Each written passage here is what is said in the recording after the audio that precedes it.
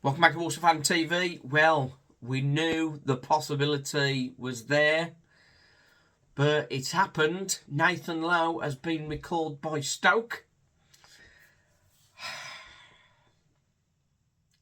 It's better to have loved and lost than not to have loved at all. Is one word that comes to mind.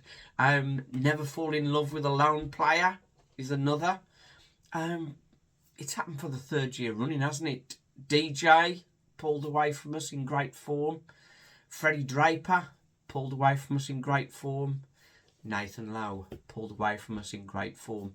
But things are very different on this occasion. Walsall sit 12 points clear at the top of the table with a game in hand. So we are in a much stronger position. But it's definitely going to give us a challenge or two. A heartfelt thanks to Nathan Lowe. He's had a great loan spell with us, and he's given us some great memories, some great goals, and contributed to the best unbeaten record in Walsall's history. So great news for everybody concerned with Walsall that we've had him, and it is a shame that he's going. But what next for Nathan Lowe? Is he going to go and compete for a starting place in the Stoke team? He has spent a lot of time with Emre Tezgel, and Tezgel was not getting major game time. He's got 4 appearances in the last 9, but they're just cameo appearances, sort of coming on for the last 10 minutes in the cup game. He didn't come on until the 95th minute. So with him and Nathan Lowe, how many minutes is he going to get in the Stoke first team? So that's a disappointing one for him. Is he going to go on loan to top end of League One team, perhaps? Obviously turned down Huddersfield previously. We've now got Joe Taylor in situ. So maybe another team in League One could be looking for him, and that'll be a step up to sort of challenge him a little bit more. So that's possible. A team down the bottom of League One. Not sure how much he's going to learn from backs to the wall performances with the team that's struggling, but that's one of them, isn't he? There is a cheeky one I mentioned on one of our updates. Perhaps rather than sharing minutes with Tezgel, he could change places with Tezgel. So maybe he gets into the Stoke periphery, as it were, and has the cameos, and Tezgel goes out on loan to a local team like Walsall. So that would not be a bad swap, would it? Get Tezgel more minutes and develop him so he can develop the same as we've developed Nathan Lowe. So how about that for an idea, Mr. Robbins? Right then, in the current squad, who can replace Nathan Lowe? Well, there's 3 players. Between them, all have the ability. Josh Gordon has the aerial strength and speed. Danny Johnson has the finishing ability. And Albert Adoma has the close control and range of passing. But we don't have it in one player, is the challenge. At the fans forum, they did say if Nathan Lowe is recalled, we've already identified who we'll bring in. So there's no cause for concern. So we can relax. That's nice. Is it going to be Freddie Draper? Is he going to come back and do a second half of the season for us?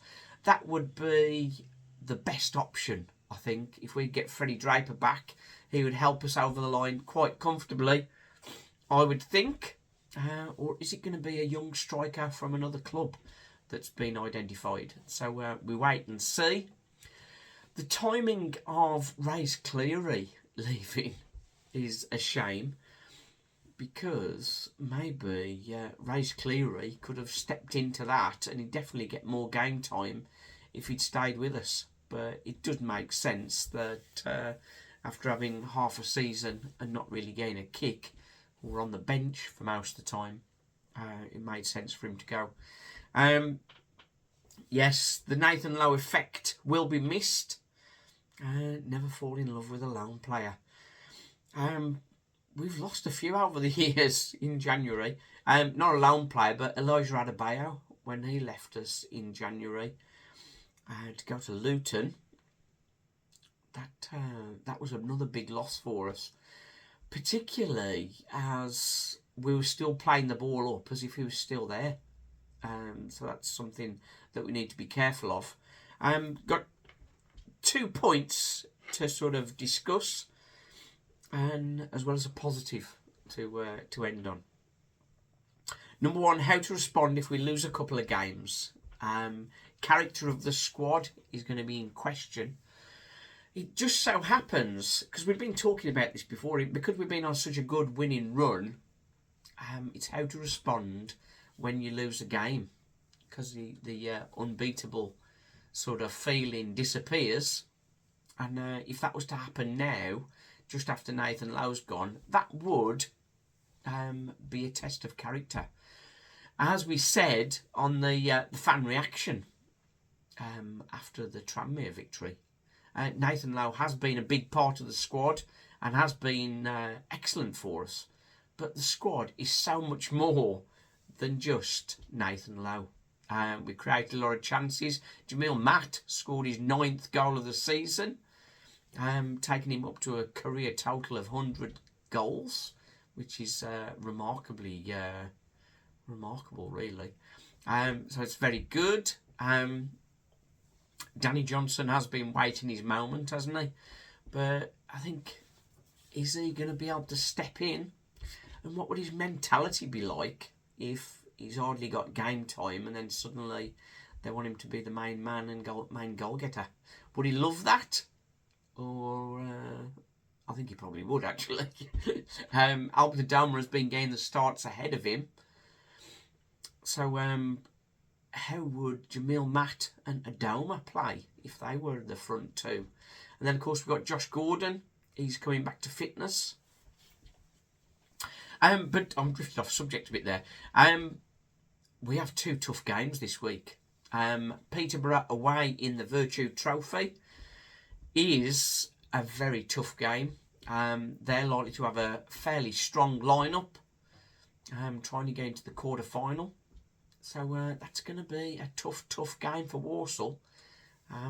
Certainly don't go into it as favourites. And then we're at home to MK Dons, one of the only 3 teams to have beaten us so far this season. So again, that is another tough one. If we were to lose those 2, you can imagine people would be sort of screaming it's all over. But the season is much bigger than that. The squad is much bigger than that. And the character of the team is there. But my second point, how much confidence will it give to other teams knowing that Nathan Lowe has gone because of how prolific he's been? I think on the match previews I've done, people seem more scared of Jamil Matt, to be honest. So, I think there will be a factor there.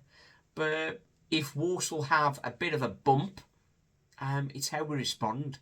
So, as fans, we've got to sort of hold steady and keep on believing. Keep on believing. That's the thing. We've got a definite gap at the top. So we've got some time for a little bit of adjustment. But we do need to sort of maintain it. But as I say, we've got a good squad. And we will have another striker coming in. So that leads me to my final point, positives. With 12 points clear with a game in hand, who wouldn't want to come into that kind of squad in that kind of position? If I was a young striker or any striker looking to go out on loan, chance of getting a promotion on my CV with a team that's absolutely flying, I can't imagine anybody who wouldn't want to come to us. So that's the positive for me. I think we'll get announcement of a replacement before the end of the week, and hopefully they'll be in situ for the MK Dons game. Right then, Wolves Fan TV, chins up. Join the pain. It's a little bit of pain, but we kind of expected it, didn't we? Thanks for watching.